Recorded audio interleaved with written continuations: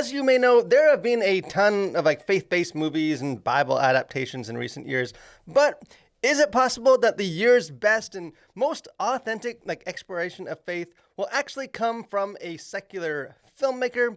Wake Up, Dead Man, the third entry in director Rian Johnson's popular Knives Out series, is making a strong case. Well, I have seen it, so let's talk about it.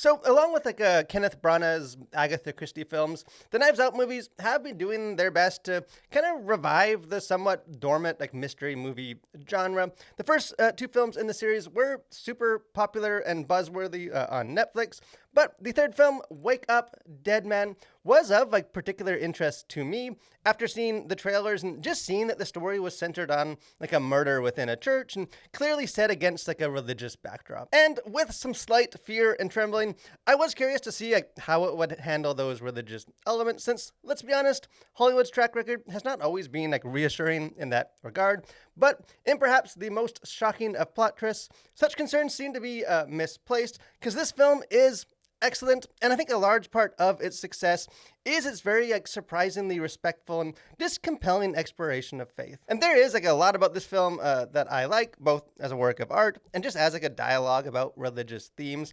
But before I get into that, I should share that I actually had the opportunity to chat with director Rian Johnson about this film, which was awesome. And he does not identify as a Christian today, but he did grow up in a religious household. And he was a super humble and gracious guy, both on and off camera, and was really transparent about how personal this movie was for him and just the ways that his religious upbringing influenced the story. So I'll link the interview below and encourage you guys to go check it out. Anyways, and I'm not just saying this because I got to chat with him, but Rian Johnson is obviously a gifted filmmaker. I know some people were kind of turned against him due to Star Wars: The Last Jedi, but even as someone who really disliked his take on Star Wars, such as myself, it is arguably the best crafted Star Wars film since the originals. And Wake Up, Dead Man is a really gorgeous film, and it's not just that it looks impressive, it's that Johnson really knows how to use the visuals as an integral part of the story itself. And he does a lot of this, I think, impressive visual storytelling,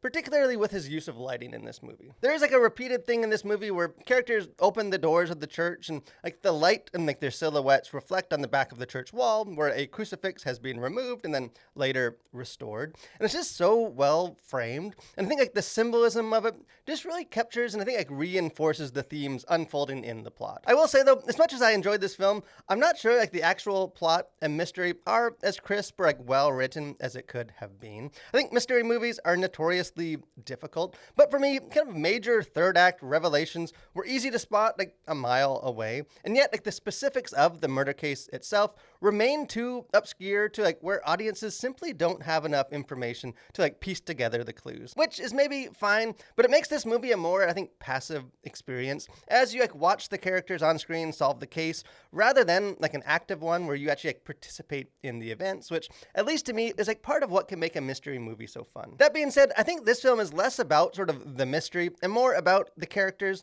I think more about their internal tension as they navigate the circumstances of the murder and less than just sort of about them solving the case. Daniel Craig is once again great in the role of Detective Benoit Blanc, and the rest of the cast is filled out with several other, I think, great character actors. But the clear standout here is absolutely Josh O'Connor in the role of Father Judd. He gives such a nuanced performance, and I think it is one of the most faithful representations of a Christian minister that I have seen on screen in a long time. The character has his struggles, but he is faithful and committed, and his faith in God is never really shaken despite being repeatedly tested, and he is just awesome, and I think he might be my favorite character in any movie I've seen this year. And where this film gets really interesting is in how it depicts the church, and I'll get a bit more into that in just a moment, but the film manages to be both a scathing criticism of the Christian church and also a beautiful affirmation of sincere faith.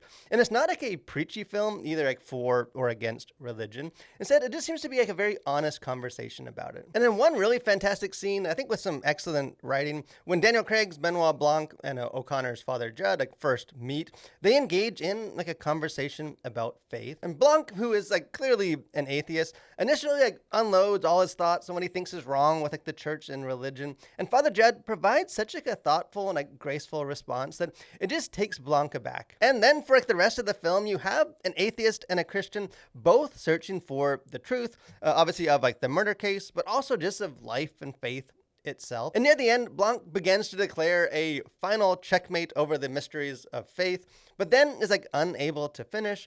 He has what he calls like a Damascus moment, which is a reference obviously to the Apostle Paul's like dramatic conversion. And while he clearly doesn't come to like accept like the theological truth of Jesus by the end, he does demonstrate like a change of heart just towards faith and recognizes like the beauty of like the grace and love that Jesus proclaimed. As far as content to consider, things going on the surface of it, for language, there is a fair amount all throughout. There is one F word, as well as, I think, around 30 other profanities, the most frequent beginning with the letter S. There are also several other sort of vulgar terms used towards sexual organs, beginning with the letters P and D. For violence, obviously this is a murder mystery, so you see some murder. You have blood that kind of pools around the murdered man who has been stabbed in the back, and later like the knife wound is visible. And you also have one scene where two bodies are shown, which are either like partially or fully eaten by acid, revealing their skeletons. For sexuality, there is a recurrent instance where a character attempts to make a priest uncomfortable during confession by recalling in somewhat graphic detail his frequent habit of masturbation. Also, in an act of vandalism, you see many penises which have been like painted on the wall of a crypt. And lastly, there is a woman who is repeatedly referred to as the harlot whore.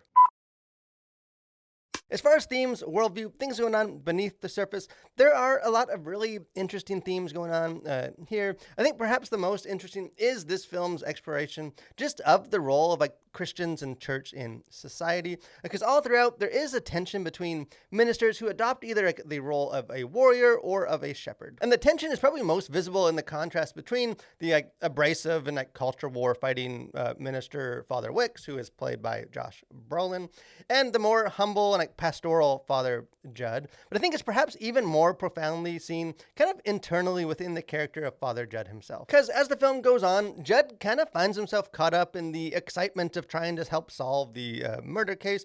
But there's a really beautiful moment where he gets a call from a parishioner who asks him for prayer. And despite being like impatient to get back to like solving the case, you just see sort of the light come back on for him as he is reminded like what his true calling is. And he has like a really great quote following that incident, which he says to Blanc, where he says, "You're setting me against my real and only purpose in life, which is not to fight the wicked and bring them to justice, but to serve them and bring them to Christ.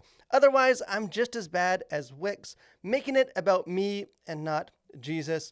We are here to serve the world, not beat it. That's what Christ did." And I mean, as they say, that will preach. And I do think it is a very important, like timely reminder just about our true calling, as Christians. And it makes me think of Jesus talking about like the defining marks of his followers in John 13:35, saying, "You will know them by their love."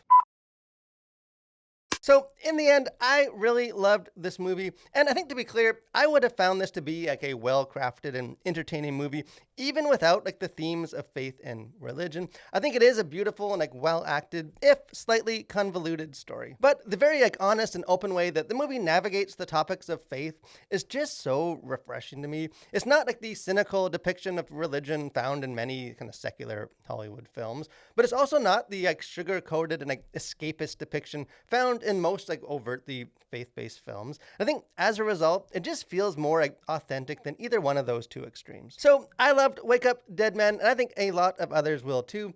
I say come for the fun mystery, but stay for its edifying and redemptive affirmation of the church and the love and grace of Jesus. But hey, I would love to hear what you thought if you enjoyed this movie as much as I did, or maybe you didn't think it quite lived up to, the standard of the first two. Don't be shy, jump into the comment section, let's have a conversation about it. If you haven't done so too, I encourage you guys, subscribe to the channel, become a collider, got lots of other movie reviews, got our faith and pop culture podcast, got lots of interviews, just other fun stuff. We'd love to have you guys be a part of that. But most of all, guys, thank you for watching. Stay safe and continue to collide with your world for Christ.